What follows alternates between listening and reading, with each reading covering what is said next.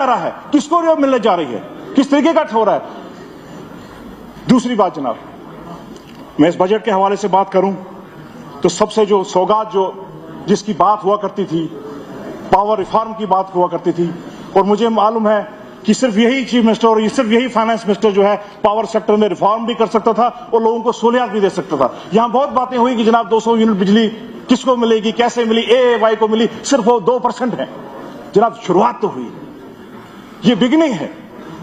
یہ بگننگ ہے. جتنا ان کے پاس تھا اس سے زیادہ انہوں نے جو ہے جموں کشمیر کی ریاست عوام کو دیا ہے. میں مبارکباد دیتا ہوں عمر صاحب کو. چاہے اے وائی سے شروعات ہوئی ہے, ابھی تو شروعات ہے, اگلے سال دیکھیے بی پی ایل پہنچے گا, پھر اس کے بعد مجھے لگتا ہے ہم جیسے لوگ بھی اسے شامل آ جائیں گے. تو ابھی ان کو دل تھام کے بیٹھنا چاہیے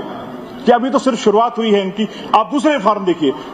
ماتاؤں بہنوں کی مان سمان کی بات ہوا کرتی ہے جناب. ہمارا ریاست سب سے پچھڑا ہوا ریاست, یہاں پر عورتوں کی حالات کس قسم کی تھی, اور عمر صاحب نے جو ہے لاڈلی بیٹی اسکیم میں جو ہے وہ 25,000 اور اضافہ کر کے ایک وومن کو جو ایک سیلف لائن اور اس کے بعد جو ہے ان کو فری بس رائڈ دینے کا ان میں ایک احساس دیا گیا کہ ہم آپ کے لیے سرکار کتنی سنجیدہ ہے اور ان عورتوں کے لیے کتنا فکر مند ہے یہ سرکار. جناب ایوان عمر صاحب کی جو میں بات کروں تو شروعات جہاں ہماری نیشنل کانفرنس کی ایڈمنسٹریٹو سوشل ریفارم سے ہوئی تھی, لینڈ ریفارم سے ہوئی تھی, اس کی جو آگے شروعات کو کنٹینیو کرتے ہوئے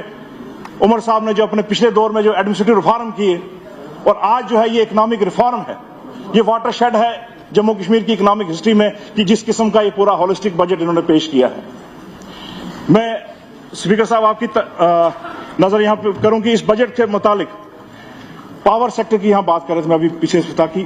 سب سے زیادہ ریسورس جہاں سے ہم کمائی کر سکتے ہیں اور اس جموں کشمیر کو جو ہے ہم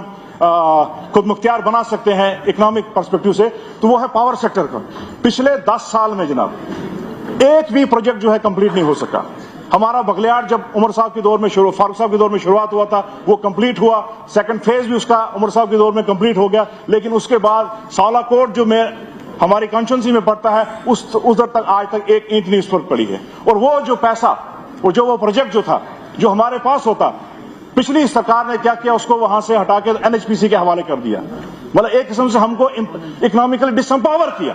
جہاں ہم امپاورمنٹ کی بات کرتے ہیں یہاں ان کا موڈس آپرینڈی یہی ہے جناب کہ کس طریقے سے ریاست کو ہر طریقے سے ڈس امپاور کرو, چاہے وہ اکنامکلی کرو, چاہے وہ پولیٹیکلی کرو, چاہے سوشلی کرو. یہ ایک ان کا یہی موڈس آپرینڈی ہے, ڈس امپاور کرنا. تو میں اپنی سرکار سے بھی یہ امید کرتا ہوں کہ میرا اس پروجیکٹ جو ہے پریسٹیجس پروجیکٹ جو 1780 میگا واٹ کا پروجیکٹ ہے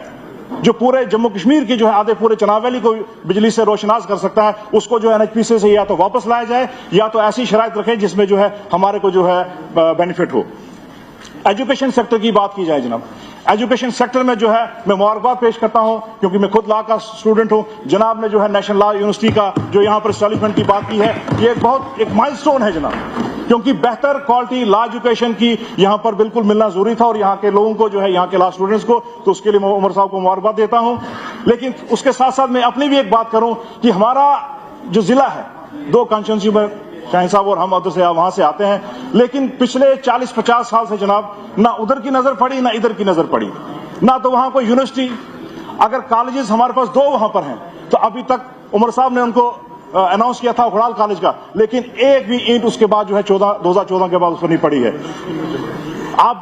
ہر ایک شعبے میں دیکھیں گے جناب تو ایجوکیشن کا اتنا برا حال ہے پورے رامبن میں اور چناب ویلی میں. تو میں اپنی سرکار سے ایک امید کرتا ہوں کہ اس بجٹ میں جنہوں نے ایجوکیشن پہ ایلوکیشن بڑھایا ہے تو وہاں پر ایک یونیورسٹی بھی ایک قائم ہو جائے, اور جو میرے 2 بٹوت اور یہ رامبن کا اکھڑال کا کالج ہے اس کے لیے بھی کم سے کم بلڈنگ تیار ہو سکے تاکہ لوگ اس میں آ سکیں. تو میں آخر میں ابھی تھوڑا سا میں آپ کو ایک دے دیں کہ جناب ہاں میرے کو ہے ٹائم. بات چلی یہاں پر پچھلے دنوں کہ پچھلے 70 سال سے کیا کر دیا, کس نے دھوکہ دیا, کس نے کیا کیا. تو مجھے وہ یاد آتا ہے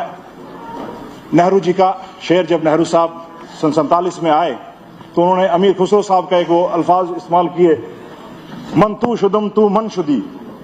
من تن شدم تو جان شدی, تکس نہ گویت بعد ازیں من دیگرم تو دیگری. میں اس کا انگریزی میں تھوڑا ترجمہ کر دوں اپنے ساتھیوں کے لیے.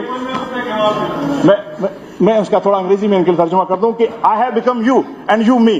I am the body, you soul, so that no one can say hereafter that you are someone else and me someone else. کہ آج ہم نے جو یہ الحاق کیا تھا, جو ہم نے یہ دوستی کی تھی, ہم نے اس طریقے سے وجہ ہم دو بدن ایک جہاں ہو گئے تھے, لیکن ملا کیا اس کے بعد ہمیں, ہمارے ساتھ کیا ہوا کیا کہ آج تو ہمارے کو نہ تو جسم رہا وہ, نہ ہماری روح رہی, اور کہیں در بدر ہم کو ایک حصہ ہمارا کاٹ کے لداخ پھینک دیا گیا, دوسرا کہیں ہے چین کے پاس, تیسرا ادھر پاکستان کے پاس ہے. یہ حال ہمارا 70 سال میں کیا تھا. تو میں اس بجٹ میں مبارکباد دیتا ہوں کہ اب جو ہے ہمیں جو امید بنی ہے, عمر صاحب کی اس قیادت میں امید بنی ہے کہ جموں